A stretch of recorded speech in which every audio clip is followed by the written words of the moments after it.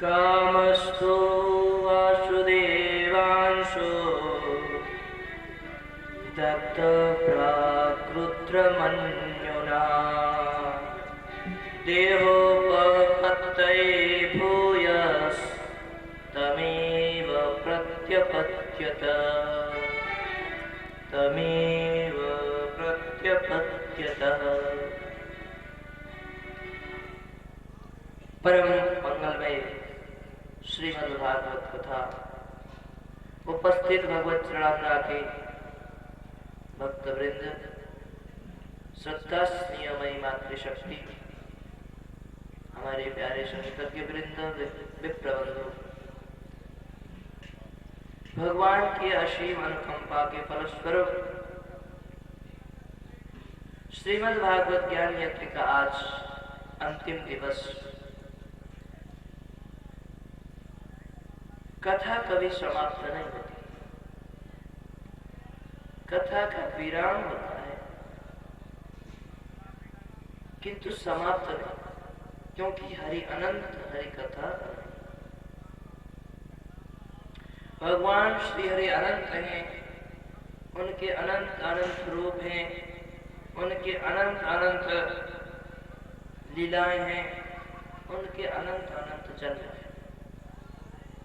भगवान ने कहा है गीता में, बहुनी में व्यतीतानि जन्मानि तव चार्जुन। मैंने भी बहुत सारे जन्म लिए, बहुत सारे अवतार लिए, और तुमने बहुत सारे जन्म लिए। अवतार में और जन्म में जमीन और आसमान का अंतर है। आप कहोगे कि भगवान भी और हम भी तो इस संसार में हैं, तो क्या अंतर है? अवतार में और जन्म में क्या अंतर है? जैसे ऐसे समझे, एक कुएं में दो आदमी हैं अंदर, सभी लोग देखने वाले ये कहेंगे अरे भैया देखो दो आदमी कुएं में गिर गए, ये होगा ना कि दो आदमी कुएं में गिर गए। किंतु स्थिति ये है, एक आदमी कुएं में गिरा हुआ था, दूसरा आदमी उसको बचाने के लिए वो कुएं के अंदर उतरा हुआ था। दूसरा आदमी अपनी इच्छा से उतरा था और पहले वाला आदमी गिरा था। अवतार का भी अर्थ होता, अवतार का मतलब होता है कि उतर जाता, अवतार का मतलब होता है कि अपनी इच्छा से उतर जाता। इतने जीव और ईश्वर में ये अंतर है। संसार रूपी कुएं में जीव और ईश्वर दोनों ही रहते हैं, किंतु जीव अपने कर्मवशात, अपने किए हुए कर्मों के फलवशात संसार में जन्म लेता है, चाहते हुए भी सुख दुख का भोक्ता बनता है, सुख दुख का अनुभव करता है। किंतु ईश्वर अवतार लेते हैं, अपनी इच्छा से वो उतरते हैं। संसार सागर में डूबे हुए व्यक्तियों के उद्धार के लिए भगवान उतरते हैं, संसार में उतरते हैं, अवतार में। जन्म परवश होता है, जन्म कर्मवश होता है। जन्म लेने वाला को अपने कर्मों का फल भोगना पड़ता है। इस अवतार इच्छा अवतार होता है। इस अवतार को कोई कर्म भोगना नहीं पड़ता है, भगवान अपनी इच्छा से ही इस संसार में उतरता है। सभी जीव इस संसार में दुखी है। इस दुखी का कल्याण के लिए भगवान बार बार अवतार देते हैं। परित्राणाय साधूनां विनाशाय च दुष्कृतां धर्म संस्थापनार्थाय संभवामि युगे युगे। भगवान ने गीता में परित्राणाय साधूनां, साधूनां का होता है सन्मार्ग आना, जिन्होंने सन्मार्ग का अवलंबन लिया, जो सन्मार्ग में चल रहे हैं, उनकी रक्षा के लिए भगवान के लिए चल के तो देखो, सन्मार्ग में पैर रख के तो देखो, सब कुछ सुनो। परित्राण साधुनां, साधु का अर्थ होता है कि जो सन्मार्ग में चलता है। साधु का अर्थ कोई कषाय वस्त्रधारी नहीं होता है। काषाय वस्त्र धारण करना साधु का परिचय नहीं। साधु का परिचय है जो सन्मार्ग में स्थित है, सत्य का अवलंबन जिसने लिया हो उसका नाम साधु। चाहे वो किसी भी देश में, किसी भी देश में, किसी भी परिस्थिति है। ये बड़े बड़े लोग जो पीछे बैठ के बात कर रहे हो, आगे बैठो, बिल्कुल बात नहीं। और जिसको बात करना है पंडाल से बाहर, कि तू शांत आगे बैठो, क्या पीछे बैठो, यहाँ बैठो, यहाँ बैठोगे तो गप नहीं करो। हाँ ऐसे। परित्राणाय साधूनां विनाशाय च दुष्कृतां। और दुष्कृतों, जो दुष्कर्म करने वाले व्यक्ति हैं, उनका विनाश करने के लिए भगवान और धर्म की स्थापना करने के लिए भगवान अवतरित होते। देखो, धर्म का नाश कभी नहीं होता है। आप कहते हैं ना, धर्म का नाश कभी नहीं होता है, किंतु क्षय होता है। धर्म में न्यूनता आती है, धर्म में कुछ विकृतियां आती है, जैसे आजकल आ रही है। धर्म में बहुत सारी विकृतियां आती हैं, तो उन विकृतियों को दूर करने के लिए भगवान आते हैं। धर्म का कभी नाश नहीं होता है। अधर्म, बाबूजी ने लिख के रखा है ना, आपने कहा धर्म कभी किसी के अधीन नहीं होता है, अधर्म का कभी पराजय, सत्य बात है। धर्म का कभी पराजय नहीं होता भैया। हाँ, धर्म के मार्ग पर चलते समय प्रारंभ में कठिनता जरूर होती है। मैं पहले दिन बोल चुका हूँ, धर्म और अधर्म के मार्ग में कठिनता और सुलभता क्या होती है, दोबारा दोहराने की जरूरत नहीं है। तो कठिनता जरूर होती है, किंतु आगे बहुत सुलभ, बहुत सुलभ बड़ा धर्म संस्थापना था। भगवान बार बार अवतार लेते, बार बार अवतार लेते। भगवान इतने करुणामय हैं कि बार बार अवतार लेकर के इन संसार के जीवों को संसार के सागर से तारना चाहते हैं। किंतु दुर्भाग्य है संसार के जीवों का कि वो तरना नहीं चाहता है।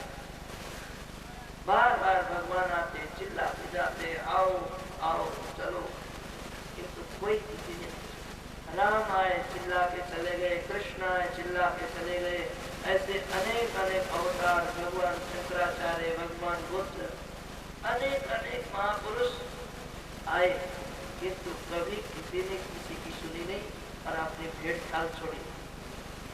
भेड़ चाल ये होता है कि एक भेड़ के पीछे दूसरा भेड़ जाता है, अंधा धुंध, और एक भेड़ यदि कुएं में गिर जाए तो सब के सब भेड़ गिर जाएंगे, रुकेगा नहीं, देखते हुए भी। इसका नाम है भेड़ चाल। कहाँ भीड़ दौड़ रही है, वहीं आज का व्यक्ति दौड़ रहा है। क्या मिल रहा है उससे कोई मतलब नहीं। भीड़ जिधर की ओर दौड़ रही है वहीं जाना है आपको, भीड़ के साथ लगना। और सच बात बताओ,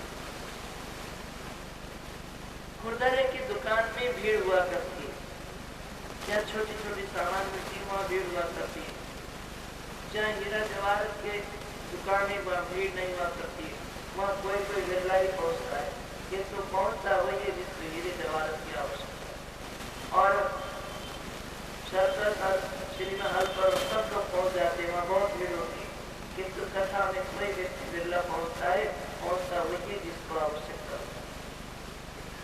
किंतु जो तत्व मिलेगा, जो बहुमूल्य वस्तु मिलेगा, वो हीरे जवाहर के दुकान में मिलेगा, ये खुरदरे की दुकान में नहीं। इसलिए भीड़ से थोड़ा आपको यदि कुछ प्राप्त करना है तो भीड़ से जरा हटो और असलियत की तरफ। हमारे संत सुनाते हैं, व्यक्ति काम करता है, काम करते करते उसका नाम कट गया, उसका नाम कट गया, अनजाने में कट गया, धोखे से कट गया। अब सब उसको चिढ़ाने लगे, न कटे न कटे न कटे। गांव में इतना कटा हुआ व्यक्ति, सब लोग चिढ़ाने लगे। उसने सोचा कि क्या करूँगा, तो मुझे सब चिढ़ाते हैं, अब मैं ऐसा कुछ करूंगा कि सबके नाम काट डालूं। एक को बुलाया, अरे भैया इधर आओ, तुम लोग मुझे चिढ़ाते हो, मुझे कोई फर्क नहीं पड़ता, क्योंकि इस नाम काटने से मुझे परम लाभ की प्राप्ति हुई है। भैया नाम काटने से, हाँ मेरे गुरुदेव ने कहा और मेरे गुरुदेव के कहने से मैंने नाम काट दिया, तो मुझे साक्षात परमात्मा का दर्शन हो गया। तुझे भी यदि परमात्मा का दर्शन करना हो तो अपनी नाक कटा ले, तुरंत भगवान का दर्शन हो जाएगा। अब जिज्ञासु था, बिना भी तो हटता है, भगवान के दर्शन हो जाए तो बहुत अच्छा है। उसने एकांत में जाके उसका नाक काटा, उसके बाद दर्शन को कुछ हुए नहीं। उसने कहा भैया तुम्हें तो धोखा ही, दर्शन वर्शन कुछ हुए नहीं। फिर कहाँ है परमात्मा? अरे चुप रहे, दर्शन वर्शन जाने दे, खाट में दर्शन वर्शन नहीं होंगे। अब तू, मैं अकेला था ना कटा, अब तू भी हो गया, दो हो गए हम, देखो। पर किसी को कहना मत कि दर्शन नहीं हो रहे हैं, अब हम तो हो गए। ऐसे सारे गांव को नाम कटाएंगे ताकि हमें कोई चिढ़ाएगा नहीं। तो सारे के सारे नाम कटे होंगे तो कौन किसको चिढ़ाएगा? ऐसे करके पूरे गांव को नाम था। ऐसे हमारे जब सारे के सारे एक भीड़ की ओर दौड़ेंगे तो आप कौन चिढ़ाएगा? किंतु कोई जिला समझदार नाम कटाने को दौड़ा। आज हम तो नाम कटा लेते तो देश में कहाँ भीड़े, किस गुरु के पास भीड़े, किस संत के पास भीड़े, वहाँ क्या मिल रहा है इसका कोई मतलब नहीं। भीड़ कहाँ है, सब हमें हो जाता है। इसलिए भगवान इन दुष्टों का संहार करने के लिए असाधु पुरुषों के रक्षा। साधु का अर्थ होता है साधना करने वाले, साधु का अर्थ होता है सत्य जो स्थित हो गया। साधु का अर्थ होता है जिसने अपने जीवन को साध लिया, जिसने अपने जीवन को साध लिया। साधने का अर्थ होता है कि संयमित आहार जिसका है, संयमित व्यवहार जिसका है, संयमित चलना फिरना जिसका है, संयमित है। हम अत्यधिक कर जाते हैं, खाने में तो इतना खा जाते हैं कि फिर बाद में गोलियों की जरूरत पड़ती है। और आजकल तुम्हारे कितने बचाने वाले गोली को खाओ, फिर गोली खाओ, खाना खाओ, फिर बचाने के लिए गोली खाओ, ये और व्यवहार हमारा इतना असंयमित है। हम झूठ बोलते हैं, हम चोरी करते हैं, हम बेईमानी करते हैं, ये व्यवहार नहीं। हमारा चाल चलन ठीक नहीं, हमारा रहन सहन तो ठीक है। किसी देश की संस्कृति को यदि बिगाड़ना हो तो उस देश का सबसे पहले भोजन बिगाड़ो, फिर उस देश की भाषा को बिगाड़ो, फिर उस देश की परिवेश को बिगाड़ो। तीन चीजें यदि बिगाड़ो तो उस देश, उस गांव का बंटाधार हो जाएगा। आज हमारे देश में इन्हीं पर कुठाराघात किया जा रहा है। हमारी भाषा तो बिल्कुल बिगड़ गई। हिंदी तो व्यक्ति आज तो बोलता ही नहीं है, उसमें कम से कम 40% तो हिंदी नहीं। कई जगह तो इंग्लिश से हिंदी जानते हैं या बच्चों को हिंदी के केवल तो आती नहीं, हिंदी के सबसे और तो कहने क्या है। तो हमारे देश भाषा पर कुठाराघात। उसके बाद भोजन तो हमारा विजय हुआ, भोजन तो हमारा बिगड़ गया। भोजन हम इतने दूषित भोजन करते हैं कि आज व्यक्ति घर में भोजन बनाने को तैयार नहीं। होटल में जाकर के जूठा भोजन खा लेगा, बासी खाना खा लेगा, उसके बाद पेट पकड़ के भले ही बैठ जाएगा, उसके बाद दस्त के मारे दौड़ता भले रह जाएगा, किंतु होटल का खाना नहीं जानता है कि होटल में जूठा होगा, होटल में बासी होगा, फिर भी और रहना परिवेश वेशभूषा तो कहने क्या राम राम उसके ऊपर तो बोलने की आवश्यकता है, उसके देश के बारे में बोलने की आवश्यकता है कि आप सब जानते हैं। तो हमारी संस्कृति इसीलिए सुधरती है। आज हम अपने देश की संस्कृति को भूल गए हैं। तो भगवान कहते बस जब ऐसी विकृतियां आती हैं तो मैं अवतार लेता हूँ, फिर उन विकृति लाने वालों को और दुष्टों को प्रदान करता हूँ। और ये दुष्ट साधुओं को तंग करते हैं, परेशान करते हैं, कष्ट देते हैं। भैया जब संसार में करोगे तो दुष्ट बहुत वो आपको तंग करेंगे, आपको परेशान करेंगे, आपको उस संसार से हटाने के लिए बहुत कोशिश करेंगे। किंतु सावधान रहना, अपने धर्म को मत छोड़ो। आइए थोड़ा प्रकाश सुनो। कल आपने धूमधाम से रुक्मिणी और भगवान कृष्ण का विवाह किया, सबने बड़ा आनंद लिया, सब बहुत आनंद है। जैसे अपने घर में कोई बेटे की बेटी की शादी होती है, उसी तरह से खूब आनंद लिया लोगों ने, आप सभी ने। अब इधर भगवान के ब्याह होने के बाद रुक्मिणी अम्बा की प्रथम पुत्र में का नाम है प्रद्युम्न। प्रद्युम्न उसकी पिता प्रिय से ही संघर्ष में पिता के ले गया, क्योंकि संघर्ष होता था कि कृष्ण के प्रथम पुत्र के उसका मौत हो। तो अपने मृत्यु को रोकने के लिए उसने सोचा कि किसी के द्वारा मेरी मौत होनी है तो इसको मैं चुरा के ले जाऊंगा, इसकी हत्या कर